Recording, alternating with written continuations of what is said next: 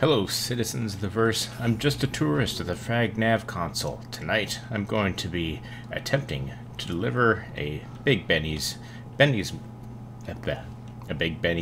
machine to Benny's Henge.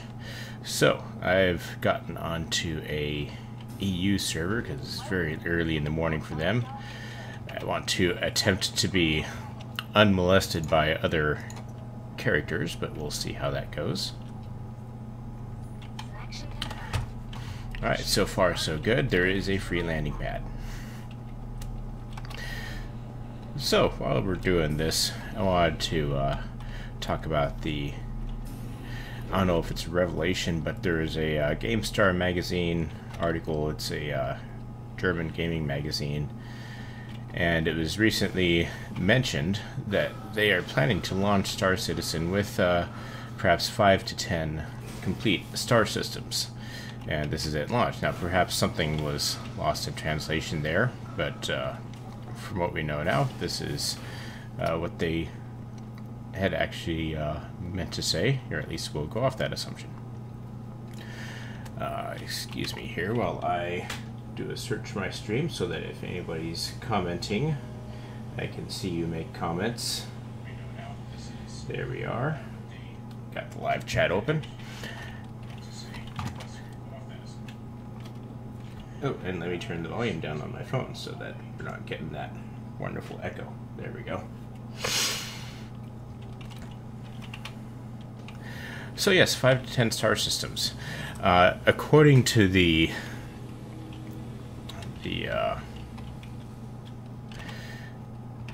see, streaming and playing is actually harder than it seems, but according to the Kickstarter campaign goals, the game was supposed to launch, or at least they said that they had planned to have 100 systems available with the game.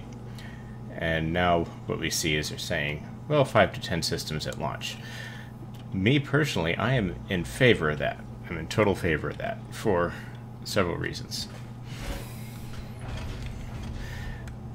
Now, one reason, and the I guess most practical reason for us who currently play Star Citizen right now, is it means the game is going to be out sooner. Here, let me concentrate on going to where I need to go, which is the Kovalex shipping hub. And ideally I can do that without running into Port Olisar. Looks like I'm going to have to take a little detour around Crusader here. So we will do that real quick. And I will try to remember where I left off. But yeah, so what I expect or think they're going to end up doing,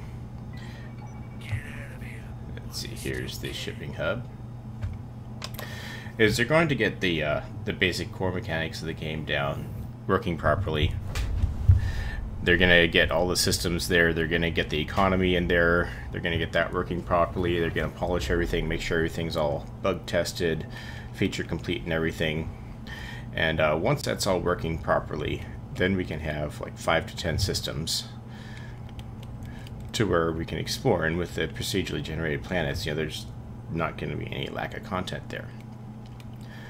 And from a pragmatic point of view, the game will be out sooner if they release it with 5 to 10 systems than if they release it with all 100 systems. But, and here's the gameplay reason why I hope they release it with 5 to 10 systems. I actually think that that would be a good thing for the game, because what I would like to see is, as they get new systems prepared and ready, and yes, I know I'm trespassing on Kovalex. Once they have all that there and ready and good to go, let me try not to run into Kovalex here. Alright, there's no other players here, so hopefully I'll be able to get in and get out without my ship getting blown up.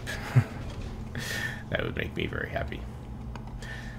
But anyhow, from the gameplay standpoint, if they release with 5 to 10 systems, what they can do, and this is very desirable for those of us players who want to explore is, as the systems become ready, you can let the players discover them. So maybe they could make an announcement, hey, this system's ready. Maybe they don't even make an announcement, but basically the people who do the exploration, they do that long-range scanning. Come on, cargo bay doors. There we go.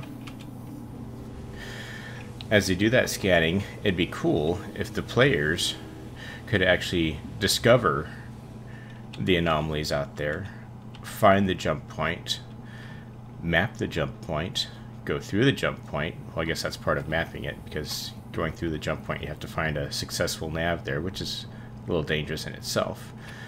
But once you do that, you get through the other side, then you can come back through and you can publicize the fact that you found it. And of course the player that found it gets his name put into the database, like the ARC database, as being the discoverer of that system. And also, you know, there's that gameplay, there's that thrill of discovery, you know, being the first. But then also, past being the first to discover the system, you can also map out the system. So even once you jump into the system, don't have it completely mapped out in the star map, but let the players map out the system. Let the players discover the planets. Let the players discover the moons. Let the players discover maybe any other jump points that are in there that are available for other systems. And so that makes the exploration aspect all that much more rewarding for the current players of Star Citizen, and for all the new players who start playing once the game is officially released in that matter. And I would even say it goes so far as to have the systems, like, unless it's an alien system that already has an alien population, but to have the systems unpopulated, don't have the space stations, don't have the satellites, don't have the settlements there, but just have it be a blank system, and after a while have the settlements start to pop up, have the space stations start to pop up as the system becomes quote-unquote settled. So that's what I would hope to see happen with the 5 to 10 star systems. Is that, yeah, it starts as 5 to 10, we have the game out, everything's feature complete, everything's working properly, the economy's there, the cargo's there, the criminality system is there, the death of a spaceman system is there, you can purchase ships in game, you know, all the core mechanics are there, except the content's not all there. The content has to be discovered, and I think that's a very important core mechanic of this game, is the exploration and discovery. So if you give the players the chance to do that, I think that would be much more rewarding to the players as a whole than just saying, okay, here you go, here's all 100 star systems. Yeah, you can explore them, but you're not really discovering them because they're already in the star map, and, you know, I mean, that's no fun. But just, yeah, I think they should give us 5 to 10 star systems at first and let us discover the rest. And of course, you know, the star systems, all 100, aren't going to be done. You know, they're going to be working on them, they're going to be designing them and creating them. That's going to be content creation, though, so it won't take as long to create that content once all the core mechanics are there. But as Cloud Imperium Games gets the systems completed and mapped out, or, well, I mean, not mapped out, but as they get them completed, let the players discover them. Let us find them and publicize them to the game and map them out. And, I mean, of course, you won't literally be mapping them out, but, you know, as we discover things, it will be revealed in the star maps of other players once the player has published that information. And maybe, perhaps, and this is another mechanic of that, maybe a player who jumps through and finds a really rich field of ore that is very valuable, and maybe that player doesn't publish the fact that he found it. So you could have a situation where a player, or maybe his organization, is the only ones that has access to a system because they haven't told anyone else they found it. And so there we have is a chance for somebody else to stumble upon it. So it could be discovered, quote unquote, twice. And so maybe it would take a second discovery to really publish the availability of that system. And I'm not sure. Let's get this out of the way. I'm not sure, but I think that was kind of the same thing with the Americas. I mean, Columbus is discovering, or Columbus is credited with discovering America, not because he was the first, but because he publicized it. And because he publicized it, he's the one that everybody remembers. Now, really, it was probably the Vikings, or someone of that nature. Or I suppose if you went far enough back, you could say the Native Americans discovered it first. As far as Europeans, probably the Vikings discovered it later on, but they didn't publicize it. They didn't make it, I mean, they didn't go out and let everyone know. And so, whereas they were maybe the true initial discoverers from Europe, at least, they were not the ones that everyone remembers. Like, we don't know that it was Hiccup of Burke who discovered the Americas, but we know it was Columbus who discovered America because he publicized it. He made it popular. All right, well, so far so good. As far as the Big Benny's machine project, it is out here. Now I need to get back into the constellation, and I'm going to scoop it up. And we will go ahead and deliver it to Benny's Henge. If you don't know where Benny's Henge is, well, you have two options once I scoop it up. You can continue to watch my stream and learn how to get to Benny's Henge, or you can stop watching and try to find Benny's Henge by yourself. The only hint I'll give you is it's in Yela. So if you want to find Benny's Henge, if you don't know what it is, it's in the asteroid field of Yela, and it's waiting there to be discovered. So if you want to discover it on your own, once I get there, stop watching and go and discover it for yourself. If you already know about it and you're just, hey, what's this crazy guy doing? Oh, whoops, you know, I shouldn't have gotten into the pilot seat because I need that cargo bay to be open. But if you already know about it and you're just interested in watching and listening to me give my opinions on this, what I hope will be the best darn space sim ever, then continue watching, and hopefully I can be somewhat entertaining for you. And yeah, I don't have my camera on, mainly because I'm not really doing dogfight combat, stuff like that, so there's no need to see me moving my sticks around, stuff like that. This is more about delivering the Big Benny's machine to Benny's Henge, which I did successfully do the other night, but I wasn't recording the whole time. So now I'm doing it, and I'm recording the whole time, and let's see if this is interesting for anyone. So now that I'm in the pilot seat, we're going to switch out to third-person view, and we will scoop up the vending machine. There we go. Get into... Alright, now the Big Benny's vending machine is still out there. Now I have to try to control this. Let's see here, let me get oriented here. Here we go. Wait a minute. Alright, I'm looking at the bottom of the ship. Alright, here we go.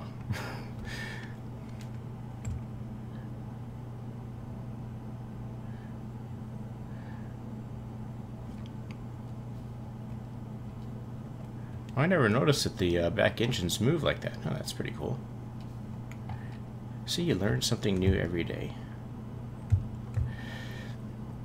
But the Constellation is the ship of the month for July. So if you are a subscriber to Star Citizen, subscribers are the portion of the community that provides a little bit of extra funding so that they can do their content. Now, like extra content, like their various YouTube things. Here, let me deploy the landing gear so I go a little bit slower and can hopefully scoop this up.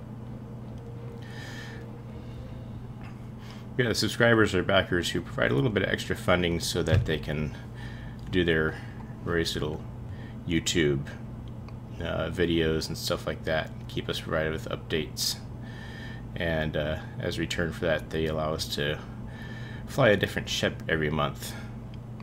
And in the case of this month, it is the oh boy, it is the Constellation. Alright, I think it's in there. It's in there. Let's make sure it's not going to go out. Oh, no, it's not quite in there. Not quite. Let's scoot over. Go up ever so slightly.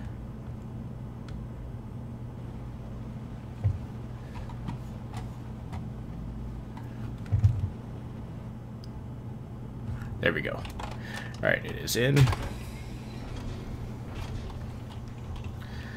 I thought I heard a siren saying that, hey, there's somebody out there. Hopefully they're going to leave me alone while I do this thing. That would be nice if I can actually accomplish this on the first try. Oops, I almost used the ladder by mistake. Come on, where's the... There we go, cargo bay. No, not the ladder.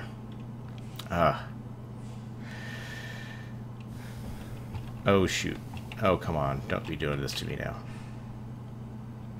Okay. Where's the... Alright, close cargo bay. Here we go. With the Big Benny's machine, is it actually going to land upright? No, it looks like it's going to... There we go. Oh, there it is. We got the Big Benny's and the Constellation. Now, to deliver it to Benny's Henge. I did try to deliver it to Port Olisar. I was able to get it out, but I couldn't quite get it up the stairs and through the airlocks, so I decided, well, I'll just deliver it to Benny's Henge instead. Looks like we are spinning wildly here. Fortunately, I am still in the ship, so I can gain control back of it. Another wonderful little glitch where the ship likes... Sometimes these ships like to just go completely nuts if you tap them the wrong way. Enjoy the ride. Alright, let's see here. Good control. There we go.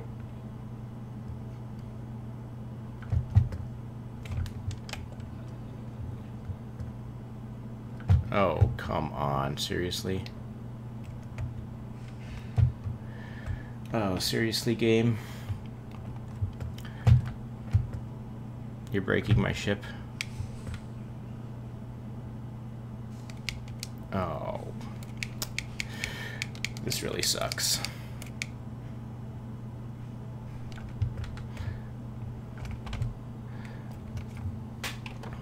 If I get out and back in, it will start functioning properly, but I think the ship is broken.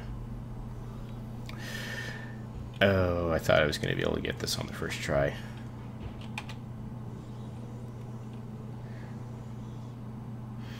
But it looks like the ship is glitched.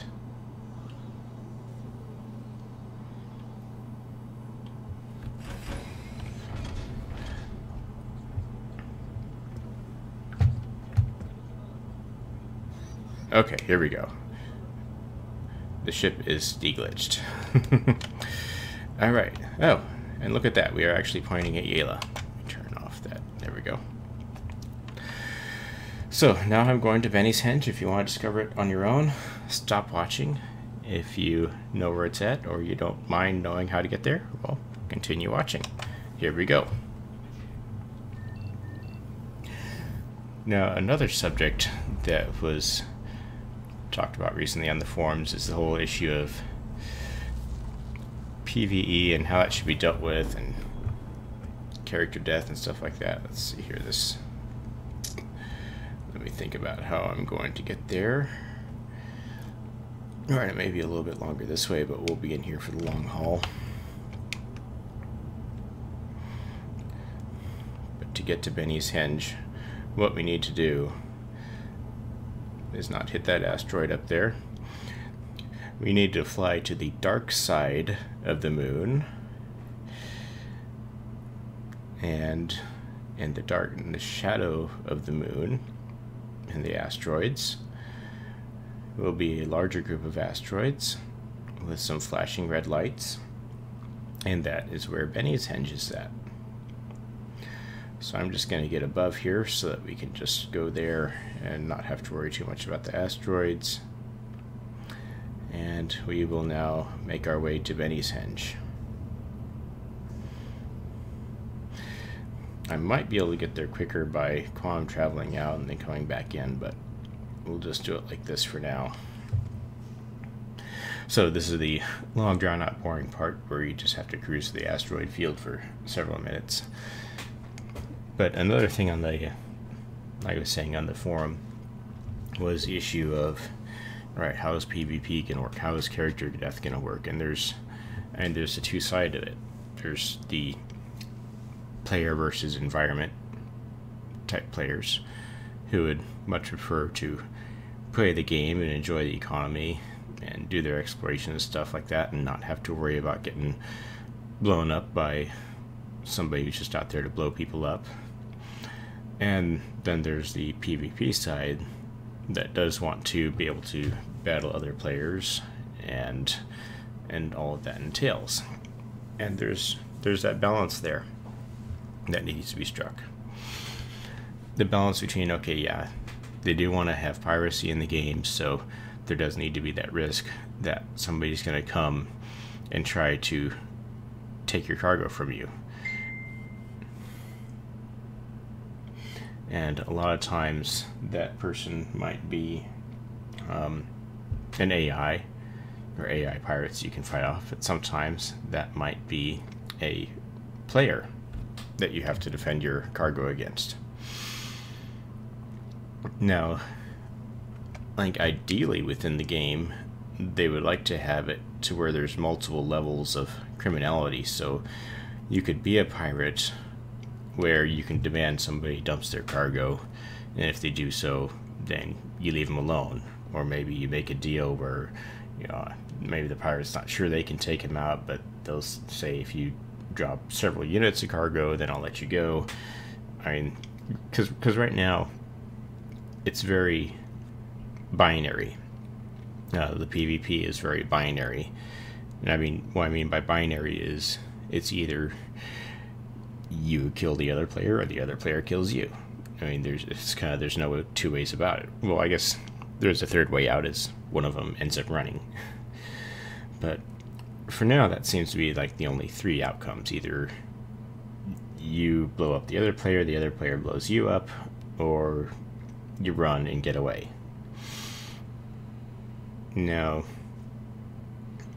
I think what the vision is to have other options out there, to have the criminality system as such to where if you do just, or maybe a system where if you blow up another ship, then perhaps a majority of the cargo blows up with it, and so you're not going to be able to salvage as much.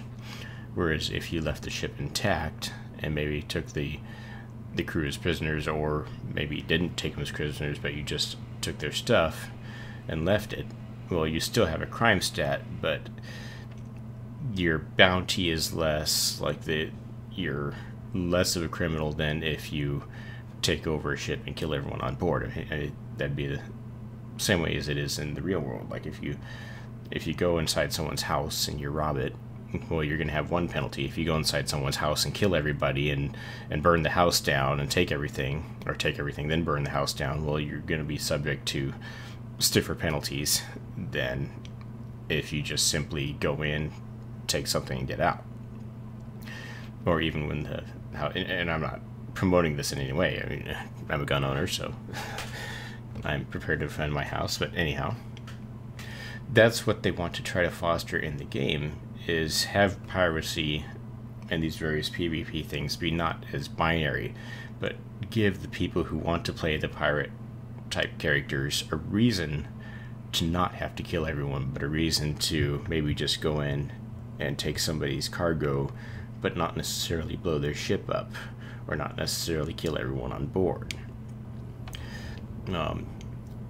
Being able to provide the motivation for players to want to do that is going to be where the balance comes in. Now there's another type of PvP player out there that I'll simply call the griefer. The player that just wants to blow other people up. They don't care about, you know, trying to make money out of it. They just want to blow people up for the lols. You know, and that's the griefer type character. It just wants to, hey, here's a guy who's been hauling cargo all across the universe, and I just want to blow his ship up just to ruin his day. And so that's the other type of gameplay that I think a lot of people, like a lot of the legitimate players like me, are worried about. I mean, we don't mind maybe having to negotiate with the pirate to give up some of our cargo, but we're going to live through that. But we don't want to just get indiscriminately blown up. And so that's for the balance of, right, well, how hard is it to blow up a cargo ship? You know, how many other ships does it take? How easy is it to get away? How easy is it to not allow someone to get away? That's where the issue comes down, and also the issue of how stiff is the penalty for the kind of player that just wants to go out and essentially be a serial killer. The kind of player that just wants to go out and be like some sort of a Jeffrey Dahmer, you know, basically just someone who wants to kill people and they don't really care about the profit or anything like that. And so it's between, all right, well, stiffer penalties, trying to make death hurt, trying to ways to discourage that kind of behavior.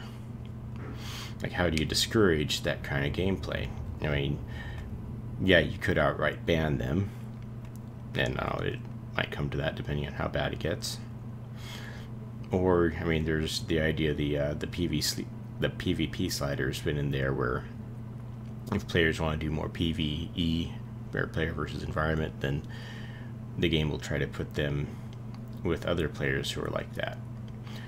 And if someone wants to be more PvP, then the game will try to put them with that. And I think maybe even dynamically the game would have to work that way, to where if someone just wants to go around blowing other people up, well, there needs to be some way for the game to determine that, hey, that's what this player is interested in, so let's put this player in instances with all the other players who just want to go around and blow people up. And then they can just go around griefing each other and leave all the rest of us alone.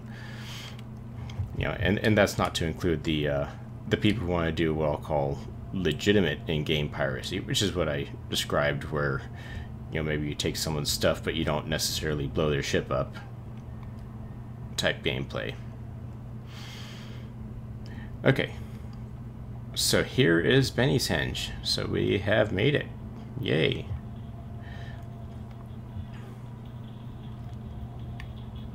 And maybe for the fun of it, I might try and grab a pips machine and maybe defile Benny's Henge by putting a pips machine there, since this has been successful. Alright, time to put the gear down, just to allow a little bit more precise movement here. And we're going to go back out into third-person view here so that we can get better lined up with everything.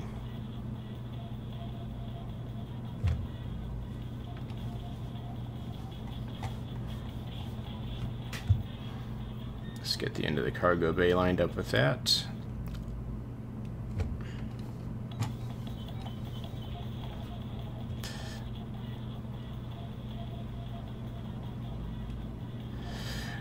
And you want it to be high enough so that you can take it out in EVA mode, but also low enough so that gravity will grab it. So I think we're low enough here.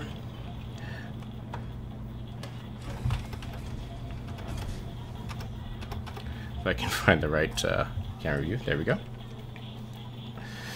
Now hopefully the ship's not going to spin too terribly much as I do this. It was successful last time.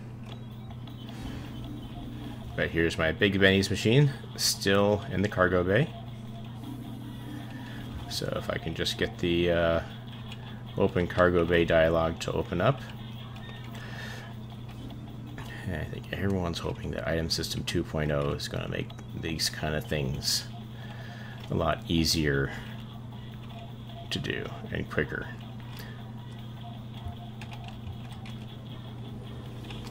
Let's see, and I have to get up on top of this thing in order to, there we go.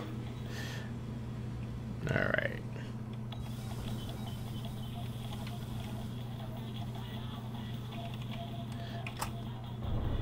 Whoa, whoa, whoa, whoa, what's going on here? Yikes. What just happened? Okay, I am on the surface. Where'd my Big Benny's machine go?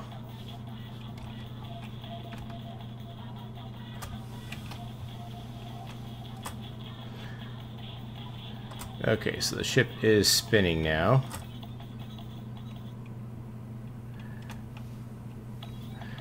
Where'd my vending machine go? Is it still up there?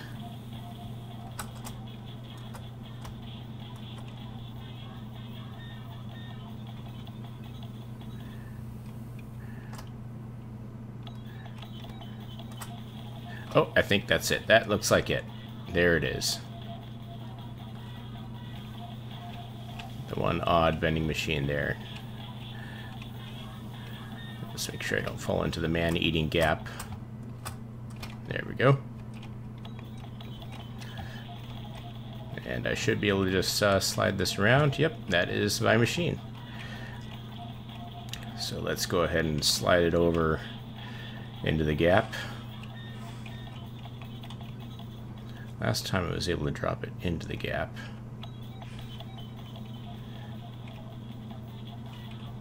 Hopefully this is going to be a large enough gap. I dropped it actually inside the ring when I did it the other day. Looks like it'll probably fit. We'll have to get it over this guy here.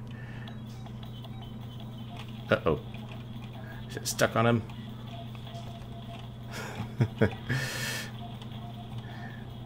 Get in there.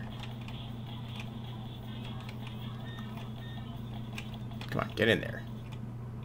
Yeah, I know there's a dead guy there, but maybe if I reposition it a little bit.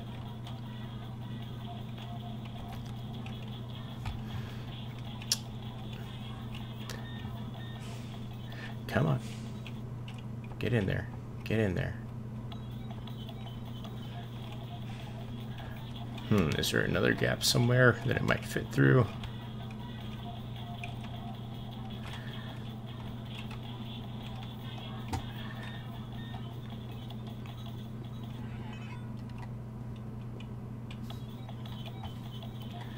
There's my ship spinning off into space.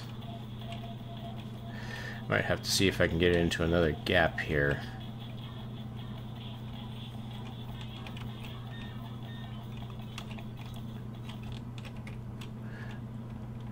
See, hopefully stuff like that they fix. Alright. Ooh. Yeah, maybe now.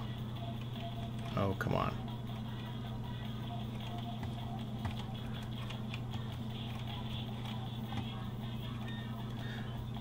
I think it's getting stuck on this dude down here. Might just have to play around with it to get it to get in there.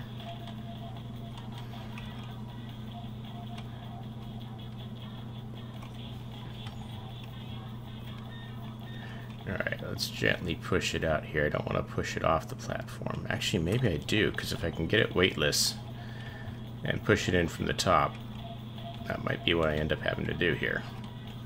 But I don't want it to get stuck inside the train. Because like there is a gap around this platform that I have seen players get stuck in before. Let's see if it can fit through this gap here. Hey, there we go. There we go. Yeah. There we go. We will present this Big Benny's vending machine right in the middle of Benny's Henge. And there we go. One delivery of Big Benny's to Benny's Henge completed.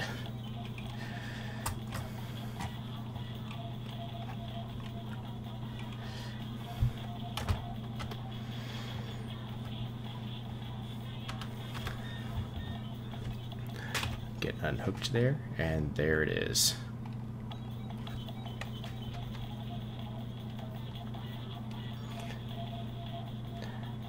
One new vending machine delivered to Big Benny's.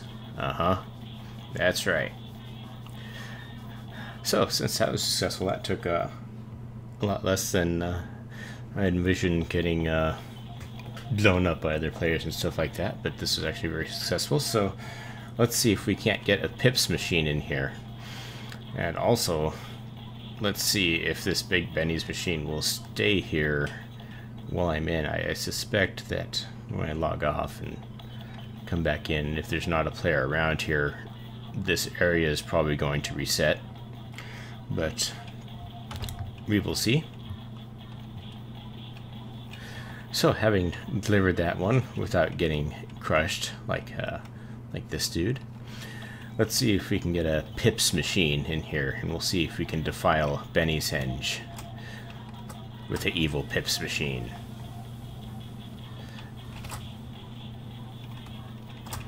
Just gotta figure out how to get back in my Connie.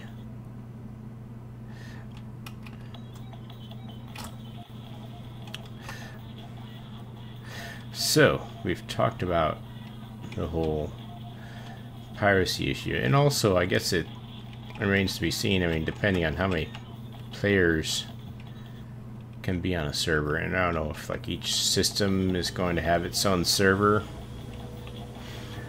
I would hope it would be that way, because if it was like 24 players all separated out between all 100 star systems, well, you're never going to see anyone, but I imagine they'll probably do it somehow to where maybe each system might be a server. I know they want to have more than 24 players, and that'll come with network optimizations and stuff like that. I want to say that 3.0 will still have 24 per server. I want to say I heard that in one of their official videos, but I can't think of which exact one that would be, so I guess you can treat that as hearsay at the moment. But I also know that they want to have more players per server than just 24.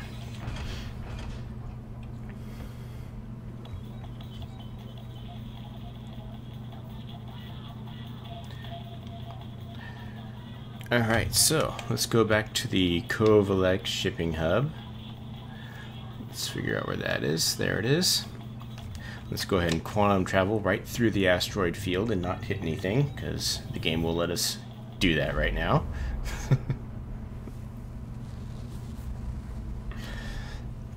And away we go. Alright, I need to get myself something to drink. I'll be back in a moment.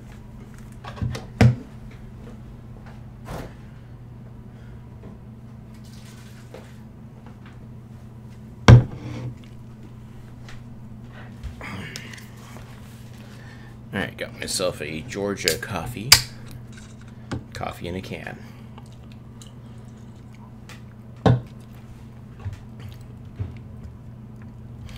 Alright, I don't see anyone else on radar. So we'll see what we can do here with the Pips machine.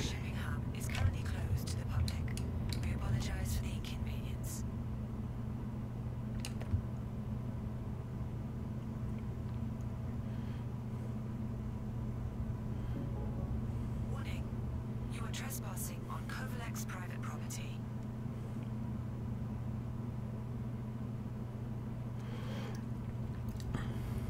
Oh yeah, so let's...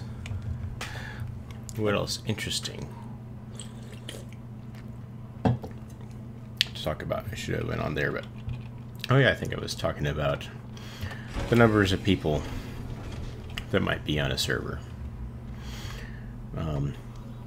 So it remains to be seen how big of an issue it'll be for other players, for other PvPers, and especially the griefer style PvPer. I mean, right now it's kind of a problem in the persistent universe, but also because the persistent universe is currently so small. Right? Oh boy. Wow, whoa, oh boy.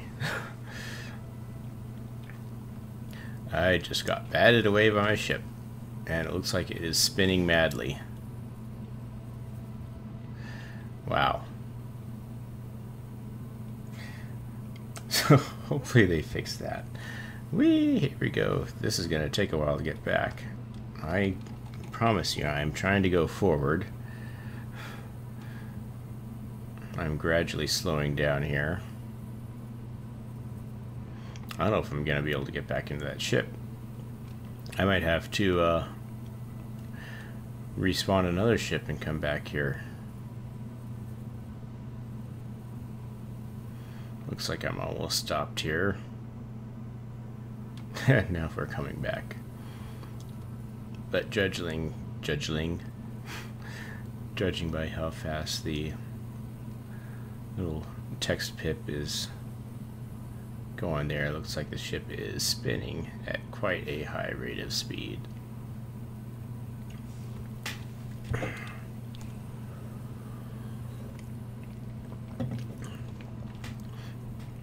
You know, in terms of PvP and griefing, hopefully once we have more stuff to do and a bigger, I mean, just getting the procedural moons in there to where there's so much to explore, and especially if it's still 24 players, even if it's 100 players per server, with all that stuff to explore on the moons and do, encounters with other players should be a lot less often. Like, I mean, right now there's only so much to do. I mean, you can do the ICC missions, which once you get further in those missions you're generally alone, but if you're doing the comm array missions, you're going to see other players. If you do Covalex, you're going to see other players usually. Or if you, oh, there goes the ship there. Wow. Or if you especially if you go to security port Korea, you're almost always going to see other players there, and that seems to be the main, I guess, the PvP spot in the persistent uniform universe right now. And it's nice that it's kind of gone to that one area. I wonder if I'll be able to catch up the ship, but it looks like it's just going to bat me away if I try to get back to it. I don't see much point of trying to get back onto that ship at this point. But that is spinning madly. So, what I'll probably want to do, because if I get the Pips machine out here, well, it'll be interesting to see if it's, well, heck, let's see if the Big Benny's is in there.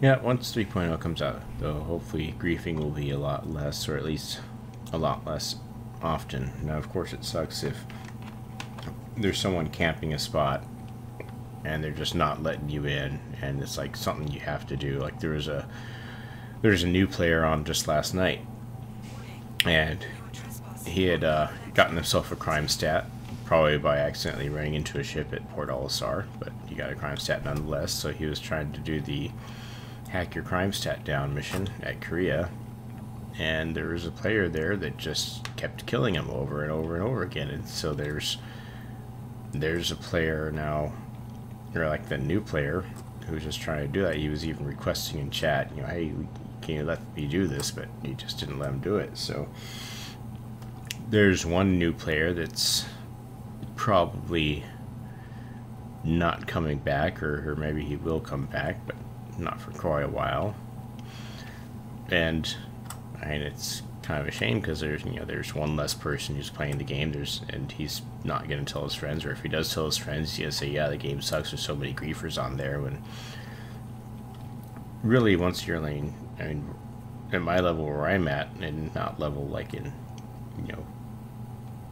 where you have character levels, but just with my amount of experience, I know, right, if I have a crime stat and there's someone camping security point Korea, there's several things I can do. Like I can do a flyby in the ship and eject, and usually once you eject, you're so hard to see when you're EVA that you can just kind of hide among the things there, and if there's nobody actually inside security point Korea, then you can hack your crime stat down. Now, if there is someone inside who's much better at FPS than you are, and I will admit I am horrible at FPS. I tried to do Star Marine a couple times, and I count myself extremely lucky if I get 2 kills. in an entire in a match. So that's how bad I am at PvP. But I also have a bad ping. But yeah, I'm pretty sure I'm just bad at PvP anyway.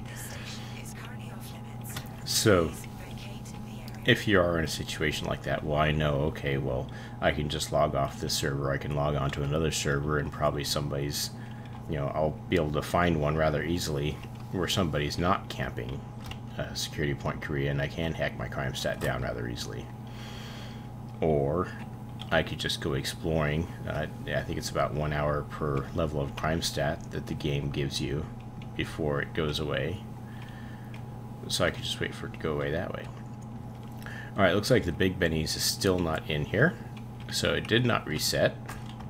So let me get a Pips machine in position.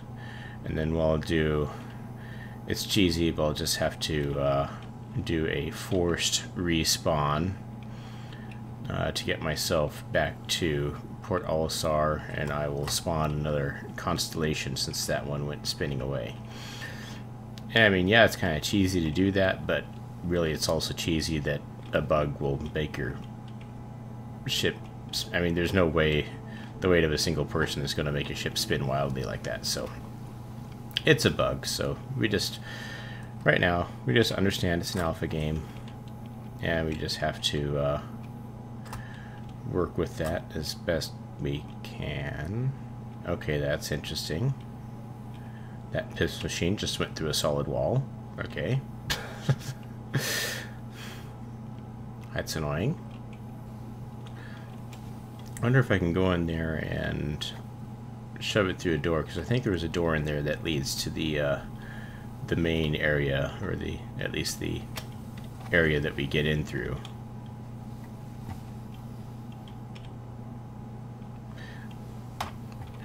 Let me go the right direction here. Wait a minute. No, that's that level. Here we go. Let's see if the Pips machine is in here, because I saw it go in here. I think is that it? That's not it. Where is it?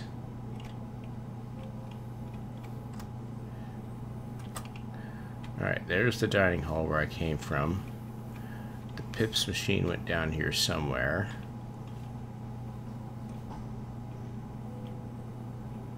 That's a case.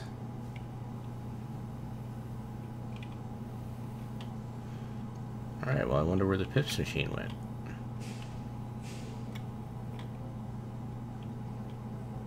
Is it over here?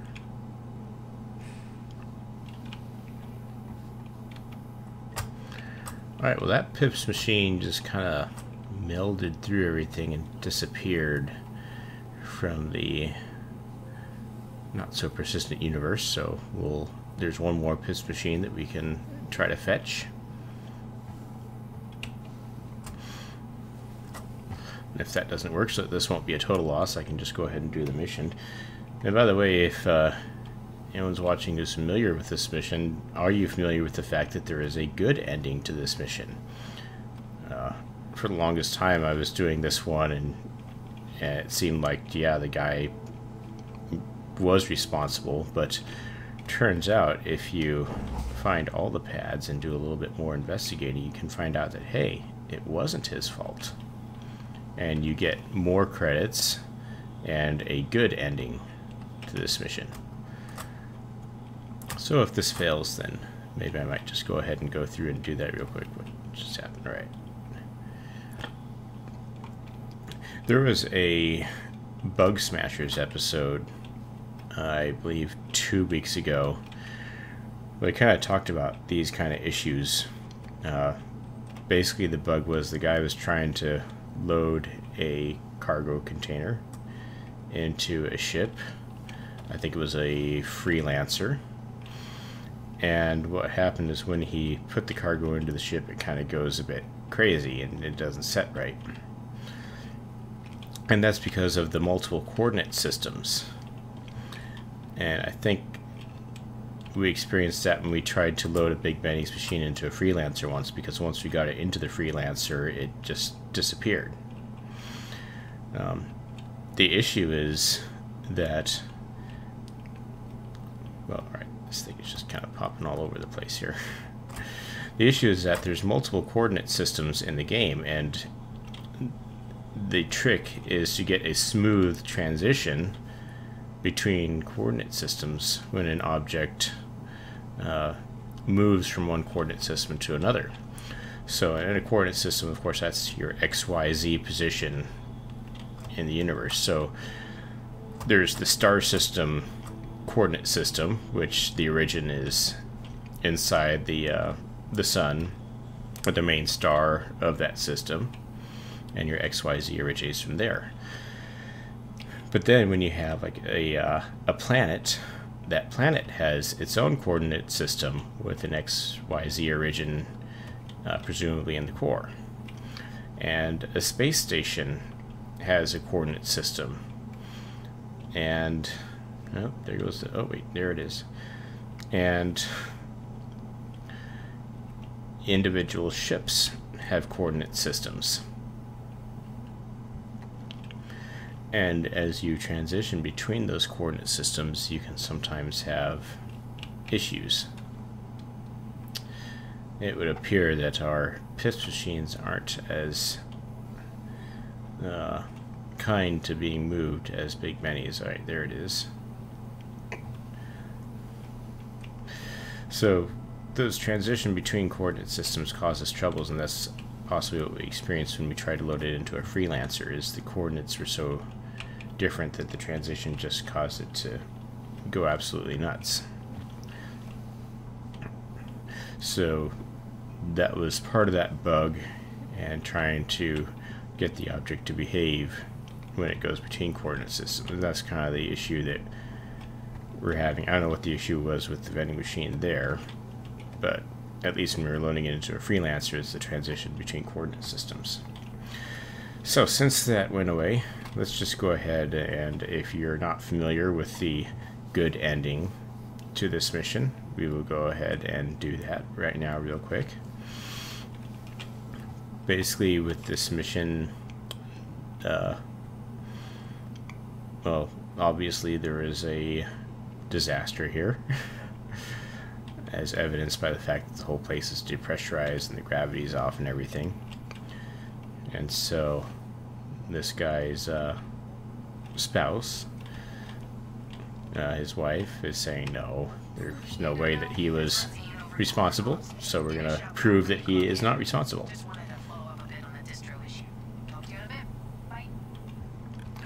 Oh shoot, maybe I should actually activate that mission.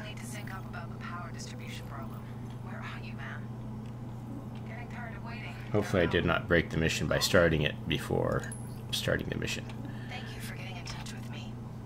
My husband recently died aboard the Gundo Kovalek station, but the company is refusing to pay out his insurance claim because they say he was at fault. It's ridiculous. There is no way that's true. I know my husband. Darnell had his problems, but that is all in the past. I want you to go to the Kovalek station and send me evidence that my husband is innocent. But even if you find out that he isn't, you'll still get paid. I know your time is valuable, and really, I just want to know the truth. Alright, so we are going to prove Darnell to be innocent. So we already got the one journal entry there. Hopefully that did not break the mission by me getting that before I started the mission. So here's the second tablet here. Hey babe, I just got the package you sent. Thanks a million for the Moby mod. It is incredible. Sorry for the noise. The crew surprised me with a shit digging. Holy shit, is that a bottle of Esquire? Right. How did you afford this? Let's talk. Hey, Darnell! Hey, Darnell! Get in on this! Come on! Jeez, Darnell, look, just one. There we go. Bye, Anya! Let's go. Darnell, one. Hey, look, I'm gonna get back to it, but let me know how your dissertation's going. Anyway, I love you and I miss you. Thank you again for the present. Bye, babe. Alright, so there's that journal entry. Here's the other one. Where the hell have you been? These are not audio here. I know breakdown of the current power flow for the station, and it's looking like I'll need to run a stress test on the whole system. Another one hidden up here. Okay. Hey, just be careful. Will do. I'll keep a close eye on it. Sounds good. You sure you're okay? You sound terrible. Yeah. It was Scott's birthday last night, so we were all up a little later than we should have been. All right. Let me know when you're finished running the test. Will do. And then there is another tablet to find here.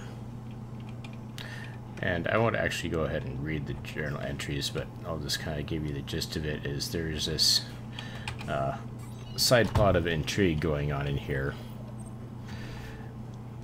where if you want to see that, you can go into your journal entries and you can read about that. But essentially, there's one that says, talks about access codes for the sleeping pod.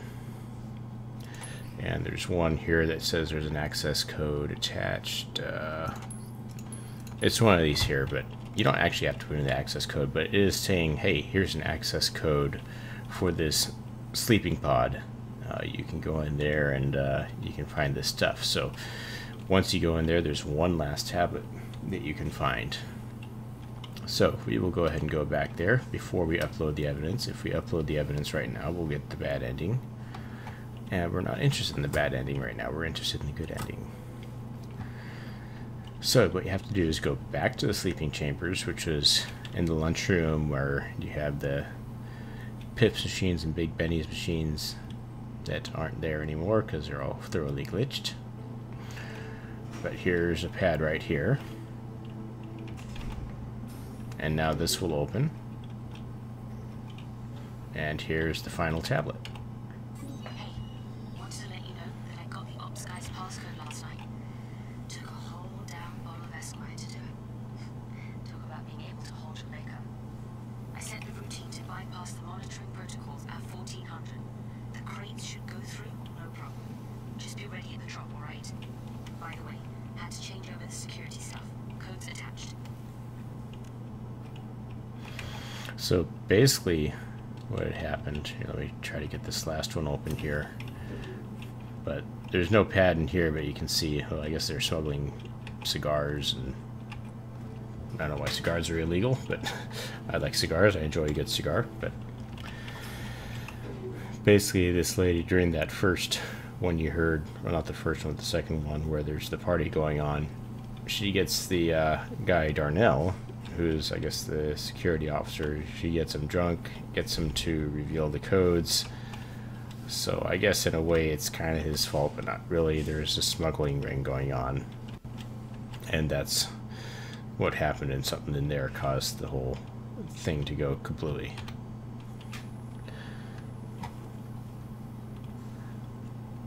So here's the good ending.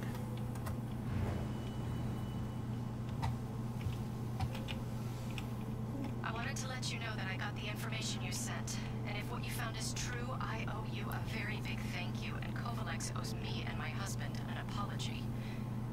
Thank you again. I'm uploading your payment to your account now. Alright, so she does that, you get 1,000 alpha UEC, but you're going to get 16 or 1,700 a little bit later. You just got a few more minutes in. After you play a few minutes longer, she's going to contact you again, and she will basically give you the rest of the story, or what happened afterwards. In a moment, the results of that trial kind of deal. So let's see if there's anyone out here.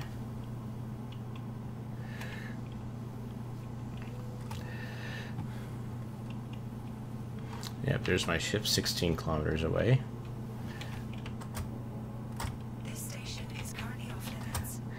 Alright, well, let's go ahead and see if another player will be kind enough to take me back to Port Olisar.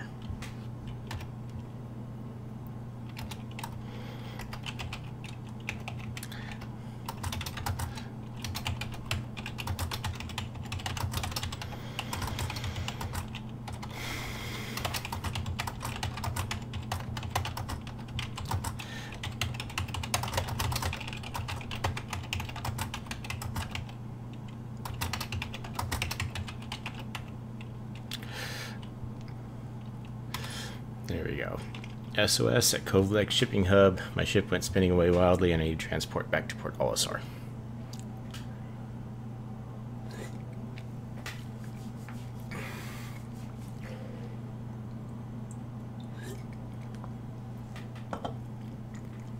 So this is essentially what this is happening right here is called emergent gameplay, where it's not necessarily a mission that is within the game, but it is gameplay that players can engage in, you know, for their own. I mean, yeah, what I could do is I could do a forced respawn and go back to Port Olisar, but in the final game, that's, oh, I mean, you might be able to still do some sort of forced respawn. But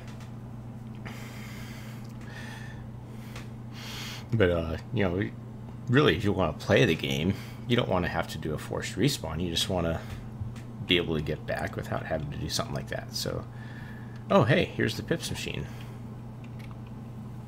Well, the Pips machine somehow did make it out here.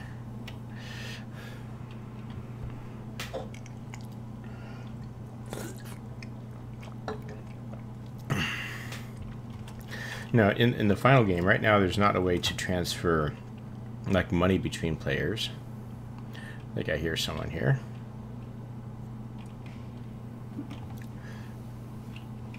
Looks like he's not going to be able to... Looks like he's in a Hornet, though. I don't know that a Hornet has any way to get someone else in there. I wonder if he's just going to shoot me.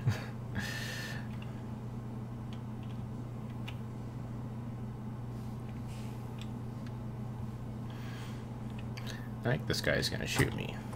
I just wanted to let you know that the information you found worked. Kovalex exonerated my husband, and the insurance company gave me the full claim. On top of all that, the advocacy was able to arrest the people that Melisosky had been working with. Turns out there was a reward for information leading to the smuggling ring's arrest, and I want you to have it. I cannot express how much I appreciate the hard work you did on my behalf. Made all the difference. Best of luck to you. Okay, I see. And thanks for everything.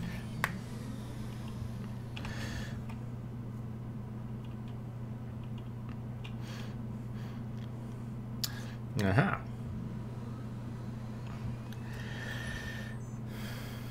Oh, this is interesting. Except I can't seem to move it around.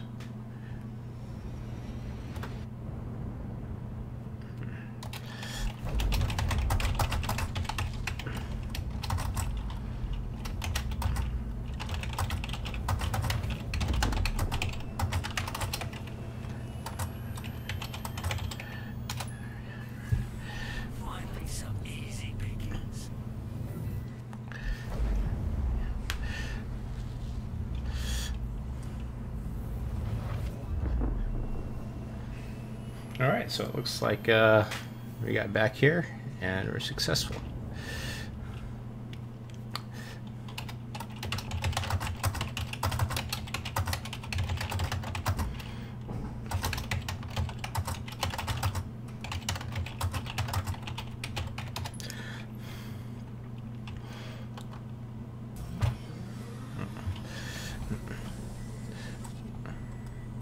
Oh, whoops. Oh, there we go.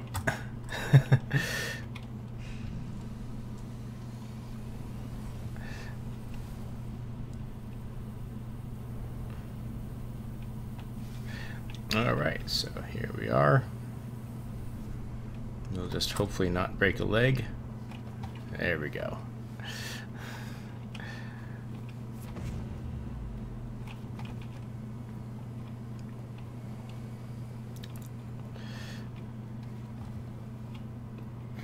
So we will spawn another constellation here.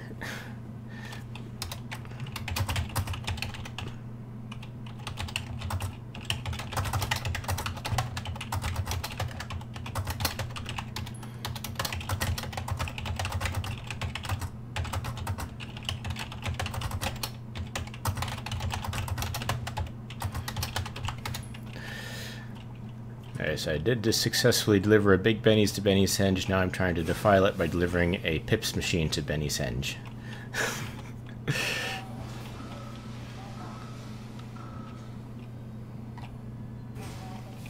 So we will see how this goes. Hopefully this time.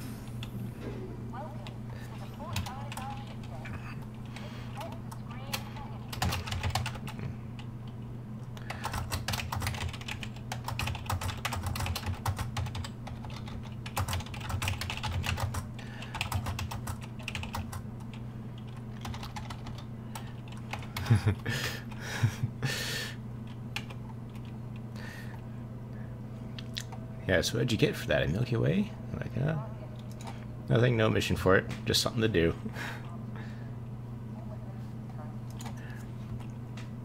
So fortunately, if your ship does not actually blow up, you don't have to pay the insurance for it. Not sure how that's going to work in the future.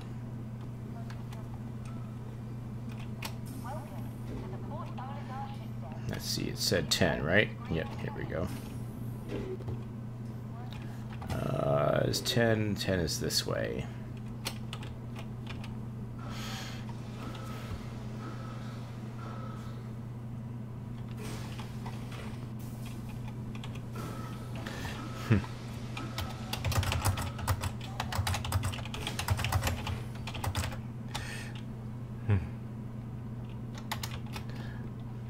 Okay, so here we go. Back there. We will see if that Pips machine is still on the outside. If we are lucky, it will still be on the outside. And I won't have to actually exit the ship. I can just go out, scoop it up, and take it to Benny's Henge.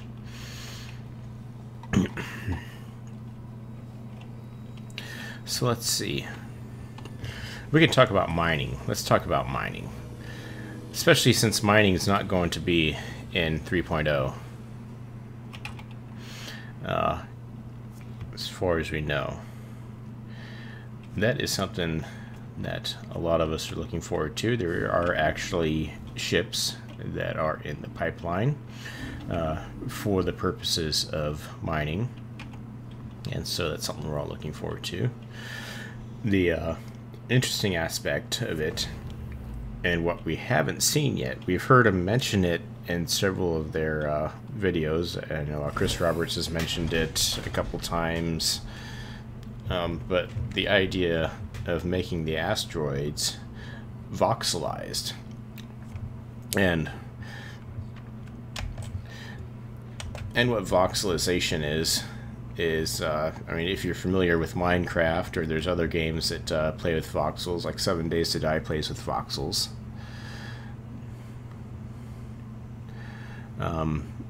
But basically what that is it's a way where you can mine an asteroid, and that state of mining, like you mine it one chunk at a time. Usually voxels are 1 meter square chunks, and as you mine it, part of, you know, that part that you mined goes away. Where is Covalex? There it is.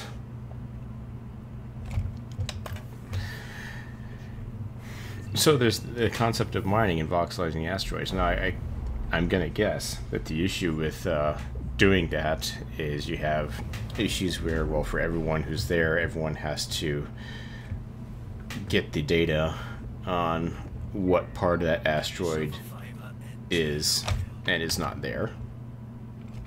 Oops, there we go, Covalex. And so there could be an issue with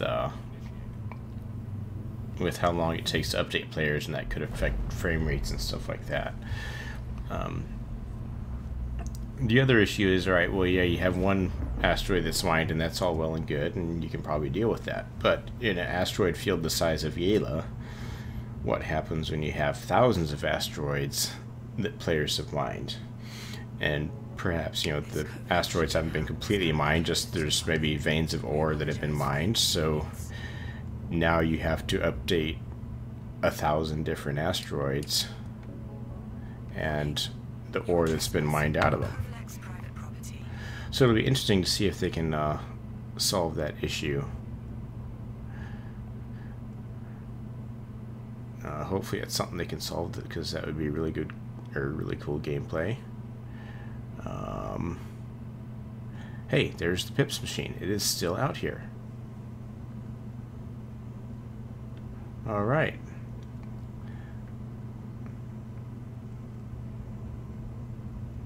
Is that the Pips machine? It sure looks like it. All right, let's go ahead and open up the cargo bay.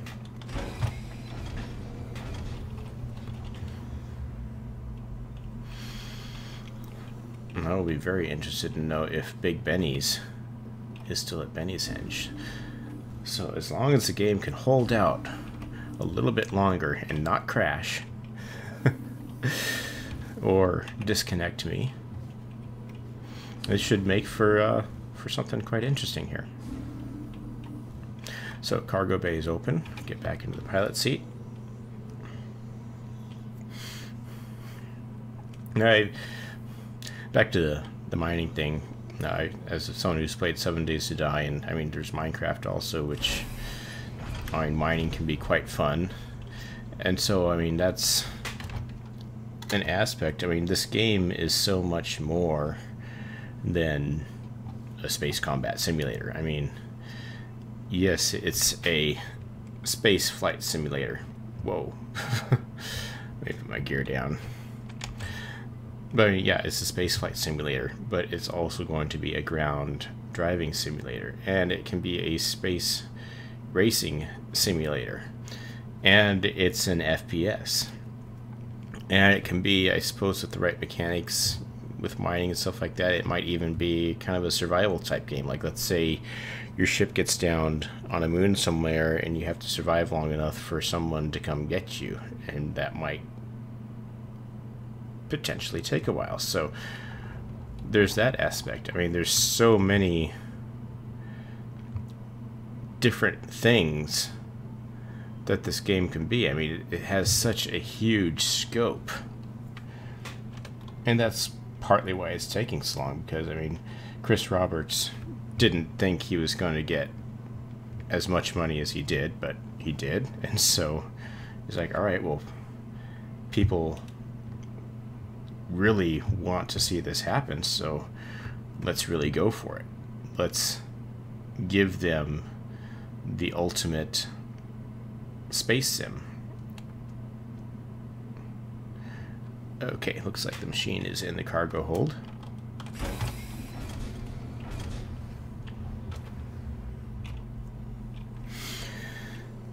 And so the game is more than just like, originally he was thinking, well, it's going to be, you know, Squadron 42 is going to be like, you know, a newer version of Wing Commander.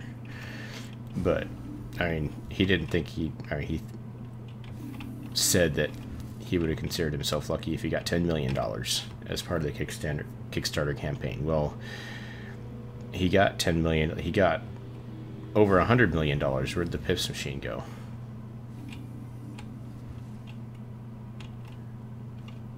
Where'd the Pips machine go?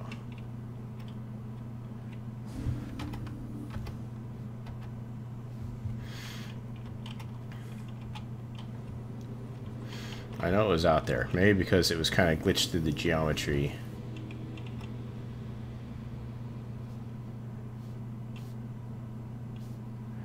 I don't want to get out. But yeah, so he would have counted himself lucky if he got $10 million. So I think they're up to like $130 million, $140 million now. So he was like, all right, well, if they're going to give me, shoot, not the co-pilot, if they're going to give me this level of support, let's give him, or let's give the players something really spectacular. So yeah, the scope of the game did change, but really it's changed for the better, because it's going to be so much. I mean, there's going to be so much content. It's going to be hard to exhaust. I mean, I can see this game being like something like WoW, where it's been around for, I mean, I don't know, honestly don't know how long WoW's been around, but probably for at least a decade it's been around. You know, fairly certain it's been around for at least a decade, and hopefully this game will be one that will have been around for a very long time. Give me the external view. All right.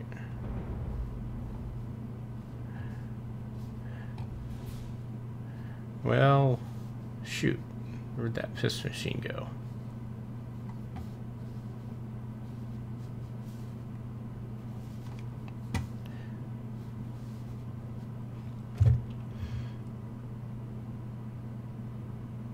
Is it caught in the geometry of the ship?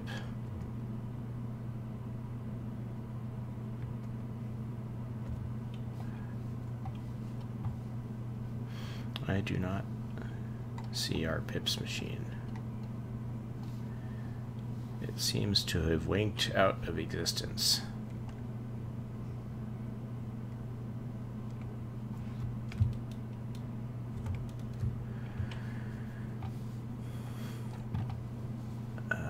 Is it out?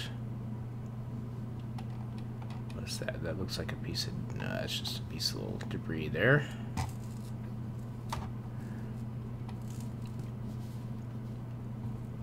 Well, let's see if I can find anything else, because there was that other pips machine. We'll do a few laps around here. Why is my yaw not working? My roll is working, my pitch and yaw is not working.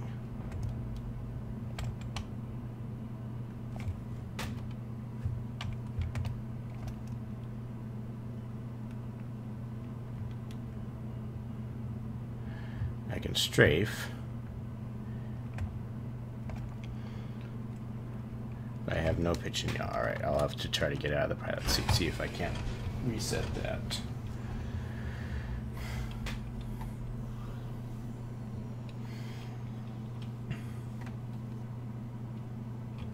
Alright, I apologize if this is going to be, hopefully this isn't going to be too loud on here, but I got to turn my fan and dehumidifier back on.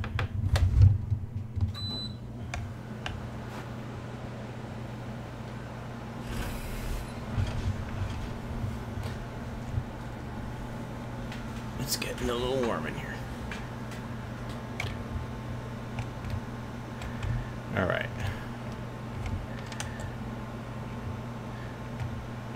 My pitch is still not working. I can roll, I can't pitch and yaw. I can strafe.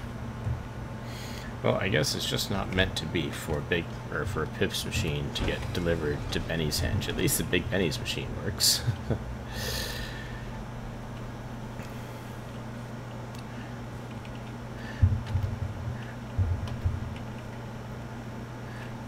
Let's just do a quick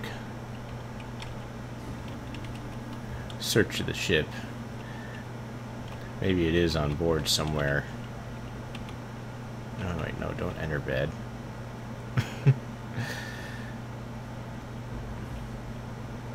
And now there's another ship out there. Oh, you're fluffing your pillow. There's no pillow there. Now someone's gonna blow me up because this animation is taking forever. Come on, get out of your bed. Jeez. I wish there was a cancel action for this game, because sometimes you think you're doing one thing and it activates something else.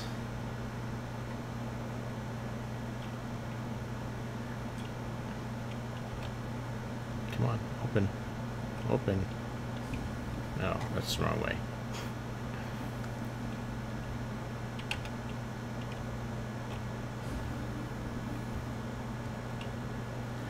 I suppose there's a chance that the pips machine got loaded somewhere weird, but it doesn't look like it.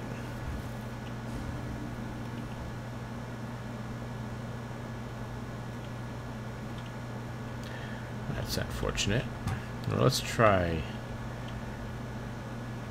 bringing the cargo bay back up.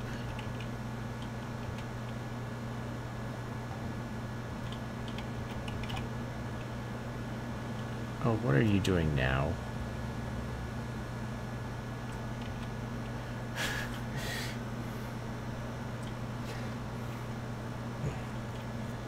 No, my ship is not okay. My pitch and yaw is not working. But I did successfully load the big Benny's machine and delivered it to Benny's Henge. There is a pips machine out here, and I'm not sure exactly what happened to it. I had it in the bay and it disappeared. Now if item system 1.0 will just let me get back into the pilot seat. Come on. There we go. Hopefully my pitching yaw will work.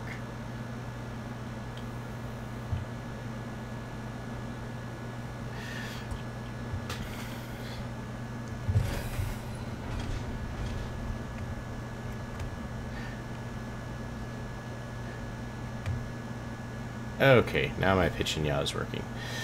I will now see if I can find, because I pushed a second pips machine outside and it went through all the geometry, but it might still be out here. If I can just look sharp and perhaps see it somewhere. Is that it?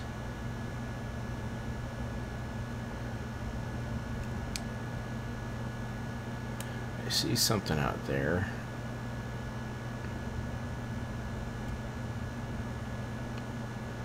Looks like it might be more damage though. Yeah, that's not my machine. That's just some satellite hubs. I am interested to see if my other big Benny's machine is still at Benny's Henge, right where I delivered it. But I do not see that Pips machine out here anywhere.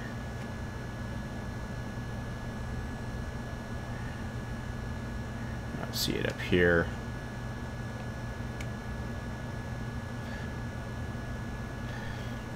And I'm pretty sure they're all out of there. Maybe I can just load a suitcase. So at least get something loaded here. Deliver it to Benny's Henge. Because I want to do cargo so much in 3.0, but there's just 3.0 is not out yet.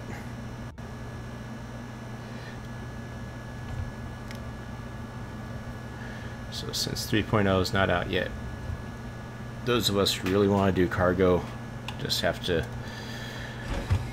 do what we can. So we'll just do unpaid cargo deliveries. Have fun doing that.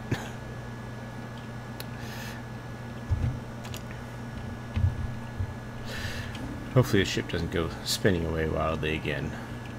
Earlier I was able to successfully put out a distress call and somebody did actually pick me up, so that was good.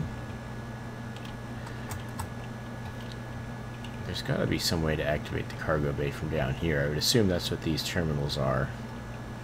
But right now it just wants me to use the ladder if I look at that. Ah, right, there we go. Now hopefully, oh boy. Now if I can go out here without hitting any geometry, hopefully my ship will not go spinning away.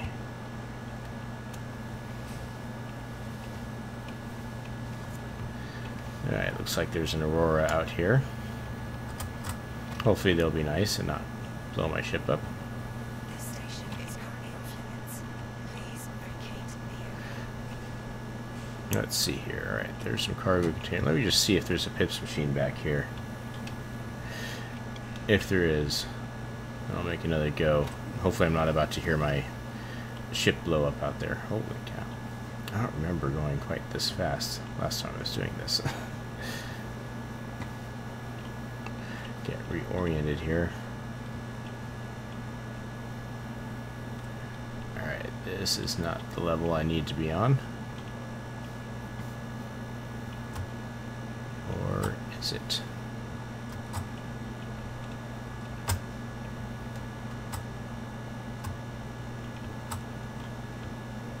Here we are.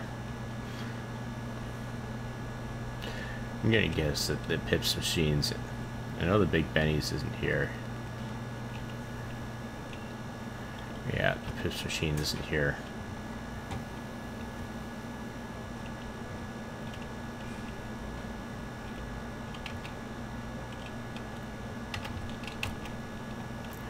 I hear someone shooting out there.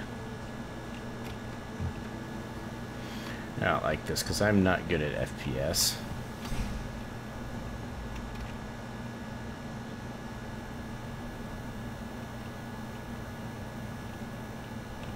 Let's See if I can just like scoot past him really quickly.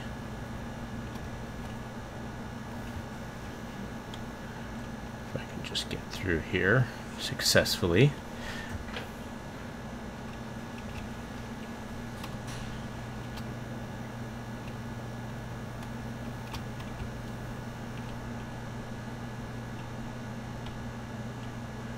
See him out there. Oh, yep, there he is. See if I can get out of here before he shoots me. Yep.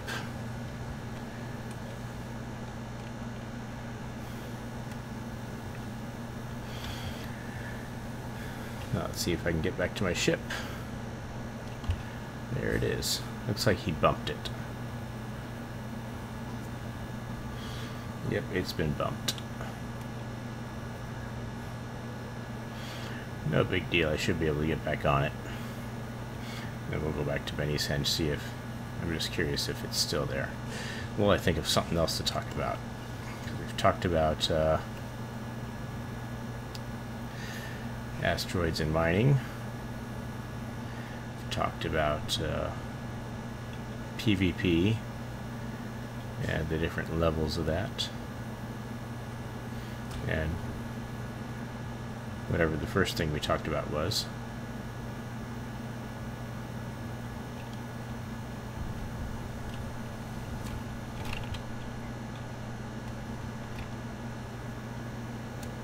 Oh, almost got into it.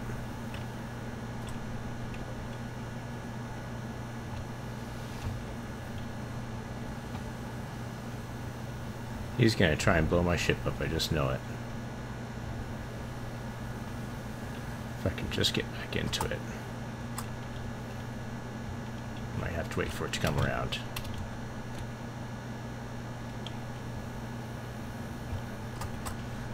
There we go. There's my opening right here.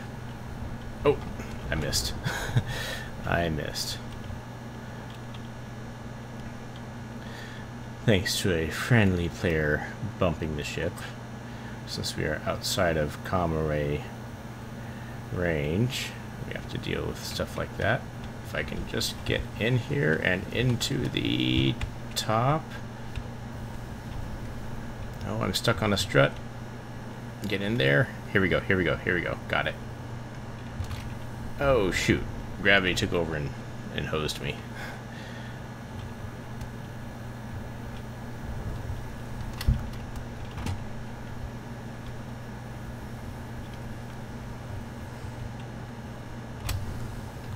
Ah.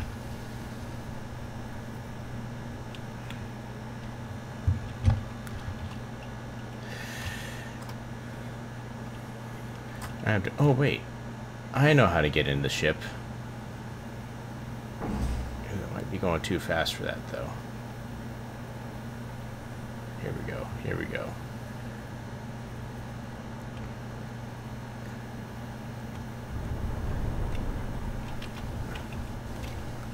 Am I in? Nope. I was trying to, if I can get the enter turret tooltip to come up.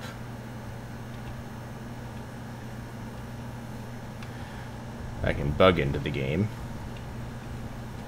Come on, enter turret. Come on, give me the turret. Alright, it's not going to give me the turret. Oh, I'm in.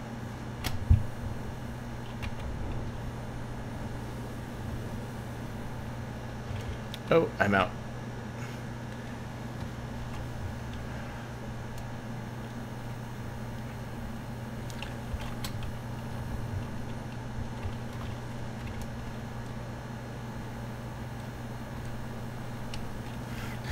So now the mission is to get back into the cargo bay.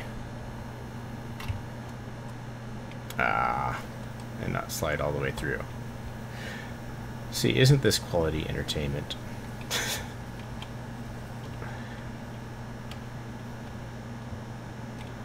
Let's see here. Here's my cargo bay. I can hear it moving. I'm not sure if it's okay.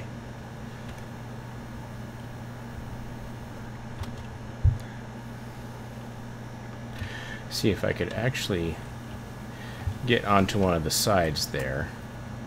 I should be good.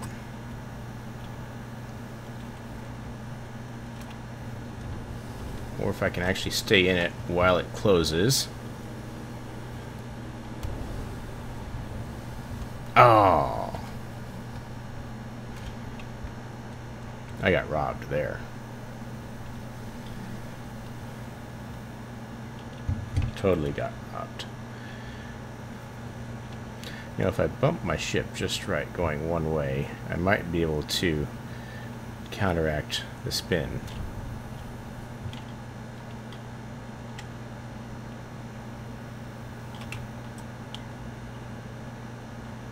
We'll go by that theory.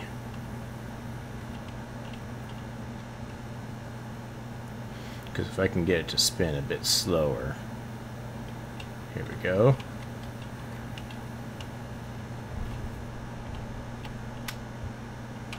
Oh, I had the enter turret dialogue there and I missed it. I missed my opportunity. Maybe I can enter the cockpit of this thing.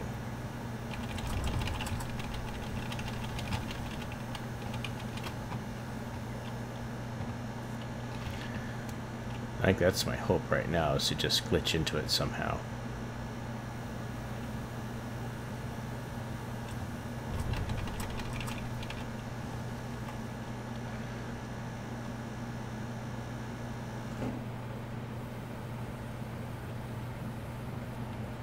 Bump it back here.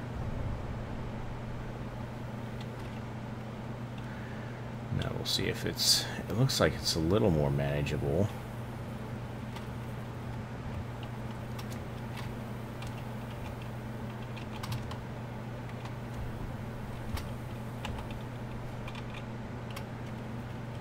Come on, cargo bay.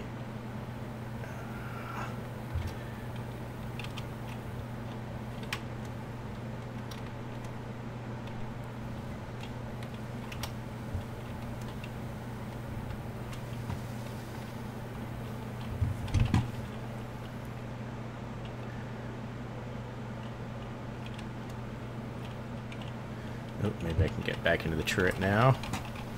Nope. Missed it. Could have swore I got the cargo bay dialogue to come up there.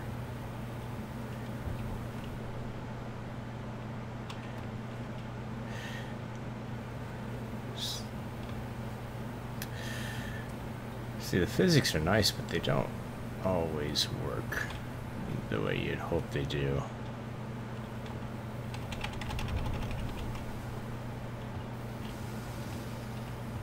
I've gotten into ships before by using the enter turret or something like that.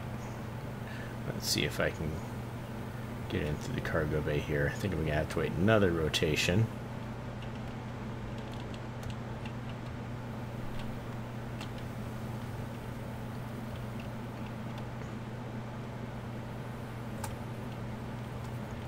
If I can get into the cockpit of that ship, I would have that made.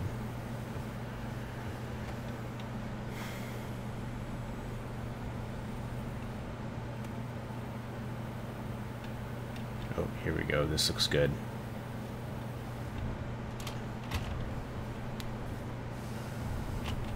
Ah, come on. Ah, seriously. Seriously, game?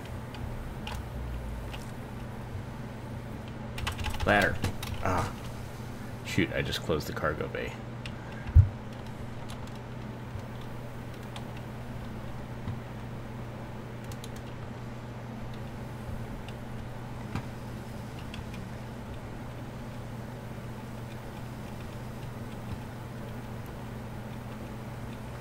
If I can just find...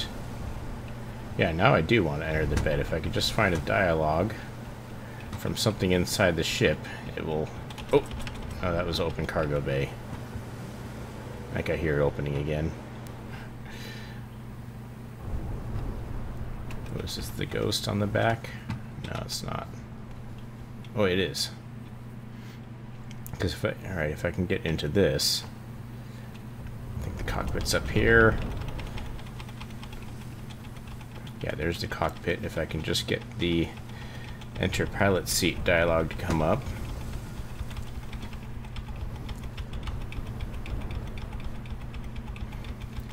I know it's visible from inside there. Looks like it's not going to be accessible from the outside.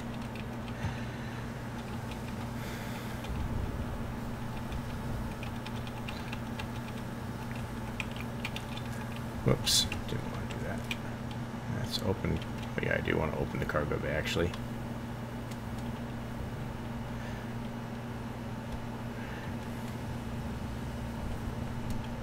See if I can get to that ladder dialogue.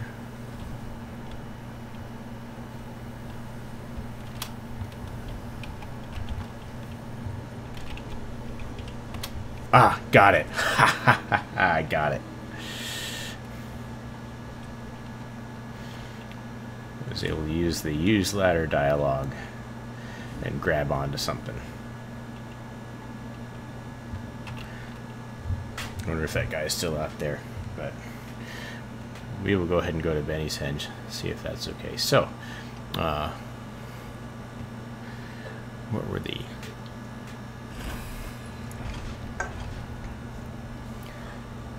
So if anyone's watching, what's your opinions on just having 5 to 10 systems at game launch and having people discover them, or on potentially on PvP, or on mining in asteroids? And there's lots of interesting discussions on the forums about that. There is also discussion of, alright, my position on, there's the whole, Chris Roberts has his Death of a Spaceman mechanic, which kind of give a little bit of background.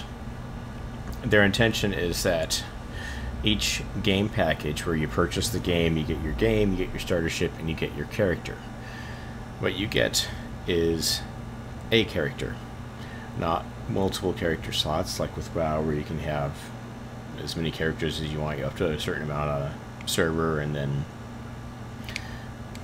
only so many characters per server. But in Star Citizen, the idea is you have one character per game package. Now, you can have multiple characters, but if you want a second character, you have to buy a second game package. Now, it can be on the same Roberts Space Industries account, but you do have to purchase that second game package, which would be the game, the starter ship, and you can get it, I mean, presumably up to as many characters as you want.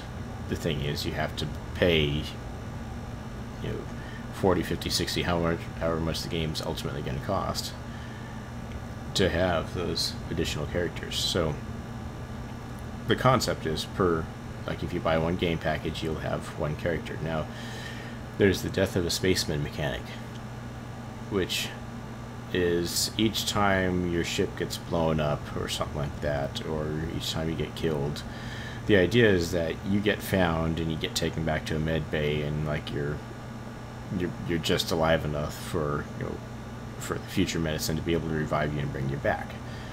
But every time that happens, you know, your body gets more wear and tear, and eventually one day something will happen to your character, and medical science at the time won't be able to bring you back. And so what'll happen is, instead of waking up in the medical bay or whatever, you'll basically witness your funeral, and a designated heir will get all your stuff.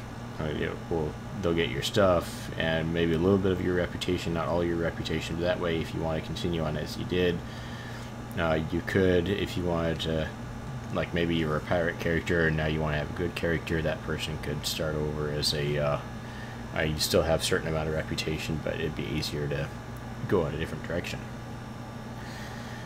My position on that is that if your character dies, there should be some sort of a death tax, which is not everything goes over to your heir, but a certain percentage gets taken away. And it can be, the game can calculate the total amount of everything you own in game, all your assets is worth, and basically give you a screen of like, okay, here's what your death tax is, If you have the money to pay it, you can pay it. If not, then right, you get to choose what assets you get to keep, and you have to choose the things that you don't want to keep. And so it's a way of making death in game hurt for the purpose of promoting gameplay that isn't as risky, but gameplay that is more calculated, responsible, and ultimately the hope behind such a system is that it hopefully discourages the griefer element out there. Not the legitimate PvP element, the one that, you know, will play the game and will say, alright, we'll take your cargo, but we won't kill you as long as you make this easy for us. You know, but you know, there's that type of gameplay, but for the griefer mentality of, oh, I'm just gonna blow things up for the lulz, and it's high risk, and you know, if you do that, you're probably gonna get killed a lot by players because you're gonna have a pretty substantial bounty on your head. But if death hurts to the point where if you keep doing that, you're not going to be able to get very far because you're not going to have the money to have the good ships and the good equipment and stuff like that, then hopefully that kind of gameplay element would be discouraged.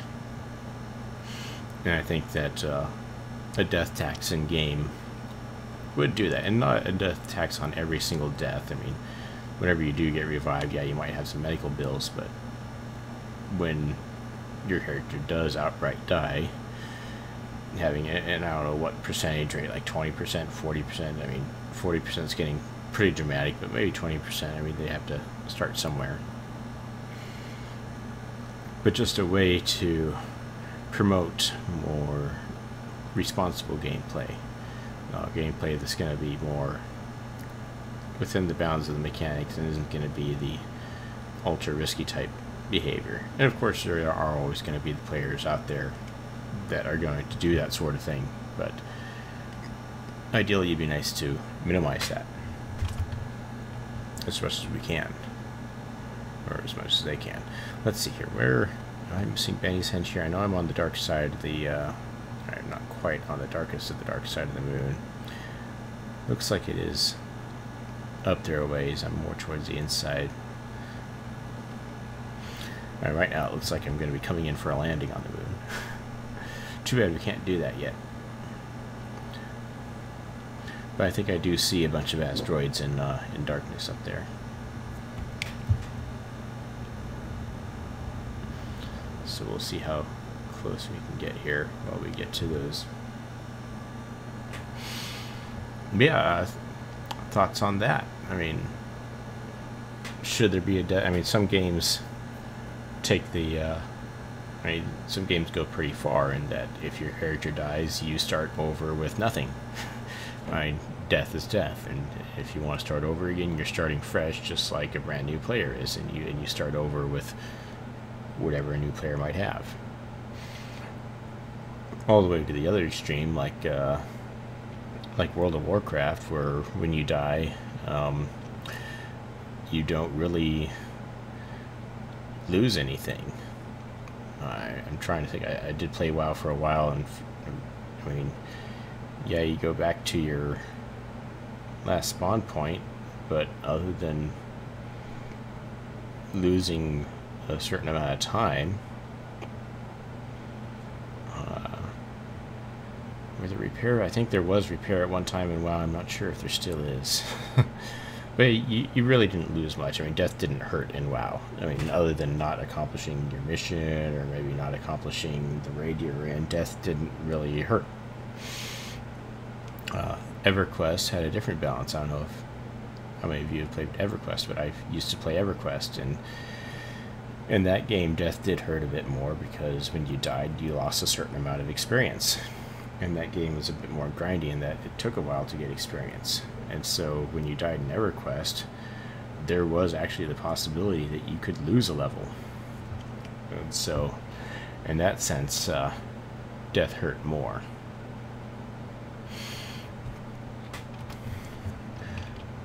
And I know some games will have sliders, like there's the hardcore mode, and a lot of times players will kind of enforce on themselves a hardcore mode, or like a dead is dead mode, where if they die, they'll just go ahead and start over again. But that's more of a self-imposed type thing. Where is the shadow? Normally I don't have this much of a problem finding Benny's Henge, but no, maybe that... There it is.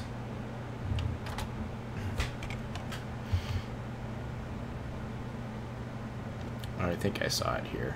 Make a 90-degree turn here. Yeah, that's gotta be it. Almost flew right past it while talking about other game mechanics.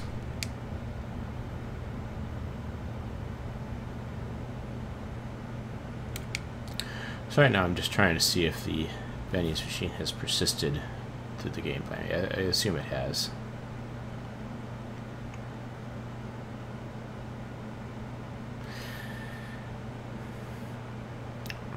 So yeah, I know Chris Roberts wants to have that balance between not having death hurt so much that, you know, players just rage quit if they die, but also not having it mean so little that you could just be out there and actively grieve people and just keep on doing it over and over again, because that's the way it is now in the current persistent universe. Well, it's not persistent for one thing. You can blow someone up and just go back, respawn your ship. It, you know, doesn't really cost that much, and it's really easy to make that money back at this point. And so you can go out there and just blow people up all day long, and you can afford to do that now. Later on, that may not be the case, and I know that they're starting with the system in 3.0. We'll see how that pans out in about hopefully a month here. So here we are coming up on Benny's Henge. A little hard to find, but yeah, there's a lot of flight lights here. There are a lot of Benny's traps in Yela, but this one is, if you're flying towards the dark one that's hard to see, then that's not the Benny's trap. That's actually Benny's Henge. So let's see. Ah, there it is. Turn over and get positioned correctly.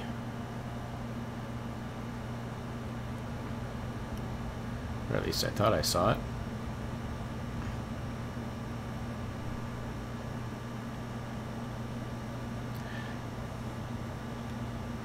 I know I'm here.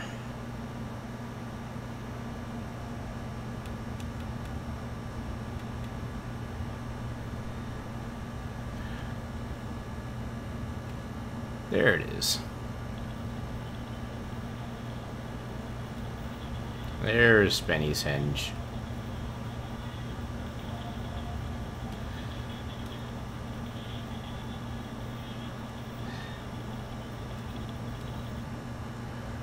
Let's see if the one Big Benny's delivered is still there. It is. It is still there. What happens if I shoot it? Still there.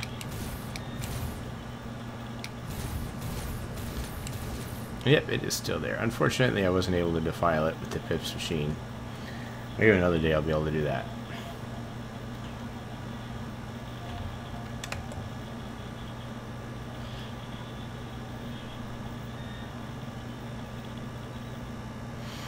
Let's go ahead and land on Benny's Henge, and we will go ahead and sign out with that.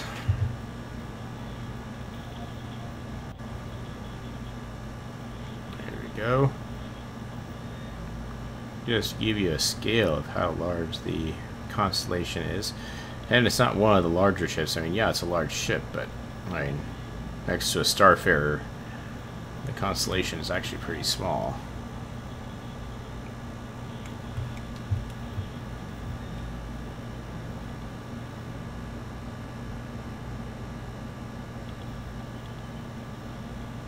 There we go. Now we've landed on Big's Benny's. Get out and stand on top of the machine here. I was hoping Big Benny's were going to be operational, but they asked that in the last live Q&A session, And unfortunately, Big Benny's will not be operational for 3.0 at least. Hopefully at some point Big Benny's will be operational, and maybe you'll get some sort of a buff or something from eating a Big Benny's noodle. Big Benny's noodle. Big Benny's noodle cup.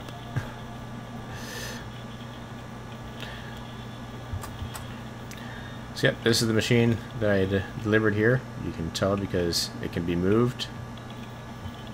This was the Big Benny's machine from the Kovalek shipping hub. If you log into the game, you're not going to find it. I mean, unless you log into this server,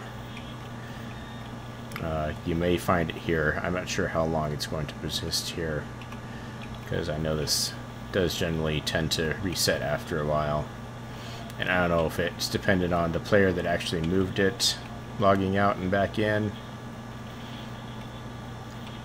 Ugh. Trying to get it centered. Just be nice and gentle with it. There we go.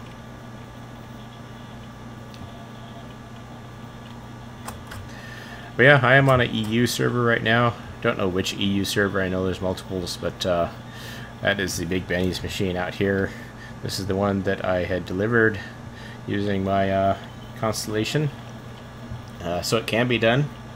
Try to do it on a Freelancer. It doesn't work with Freelancer, but it does work with the Constellation. So if you want to go ahead and try that, then go ahead and do that. And thanks for watching, and I will see you next time. This is just a tourist at the Frag Nav console, and I will see you around the verse.